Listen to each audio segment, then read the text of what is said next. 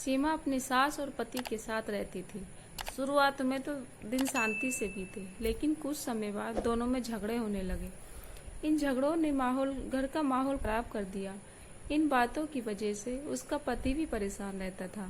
सीमा को लगा कि वो अब अपनी सास के साथ नहीं रह सकती, क्योंकि रोज रोज के झगड़ों के कारण पूरे परिवार में उसकी बदनामी हो रही थी और पति की गरीबी की वजह से दूसरा घर लेकर अलग रहना संभव भी नहीं था।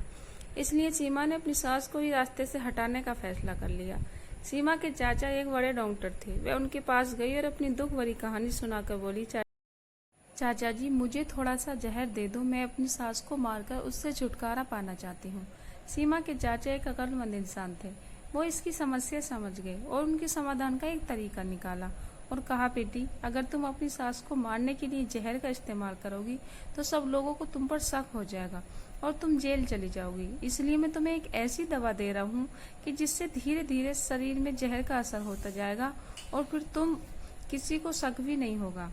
बेटी, तुमको ये काम करना है कि रोजाना कुछ अच्छा खाना पकाकर उसमें ये दवा डाल देना। और हाँ, इस बात का ध्यान जरूर रखना कि तुम इतने दिनों तक अपनी सास के साथ बहुत मोहब्बत और प्यार से रहना, ताकि किसी को तुम पर शक भी न हो सके।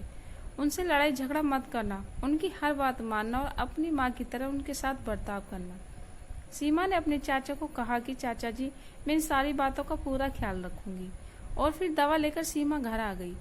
अब वो रोज कुछ अच्छा पकाकर अपनी सास के खाने में वो दवा मिला देती और फिर बहुत सलीके से एक प्लेट में खाना सजाकर मुस्कुराती हुई अपनी सास को खाना पहुंचा देती।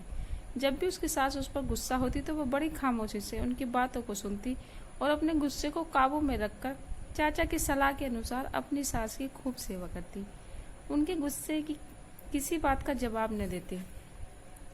6 महीने बीत गए। अब तो घर का नक्शा ही बदल गया।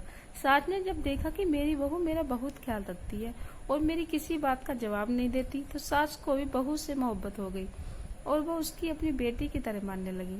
सास का व्यवहार अच्छा देखकर सीमा भी अपनी सास को अपनी माँ की तरह समझने लगी और उनके साथ बहुत प्यार मोहब्बत से रहने लगी। सीमा की इस अच्छे व्यवहार की वजह से उसका पति भी उससे बहुत खुश रहने लगा और सीमा के अच्छे संस्कार की पूरे परिवार में चर्चा होने लगी। सब उसकी बहुत तारीफ करते थे।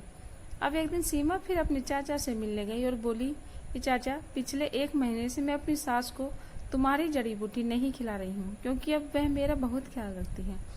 इसलिए चाचा, अब आप मुझे कोई ऐसी दवा दीजिए जिसकी वजह से मेरी सास के जिसमें उस जहर का असर बिल्कुल खत्म हो जाए। चाचा ने मुस्कुराते हुए कहा, बेटी, तुमको डरने की जरूरत नहीं है। मैंने तुमको उस दिन जहर नहीं दिया था, बल्कि तुम्हारी सास के लिए ताकत की दवा दी थी, क्योंकि जहर तुम्हारे दिमाग और व्यवहार में था। लेकिन अब तुमने अपने प्यार और मोहब्बत से उस जहर को खत्म कर दिया। जाओ और एक खुशहाल जीवन जियो।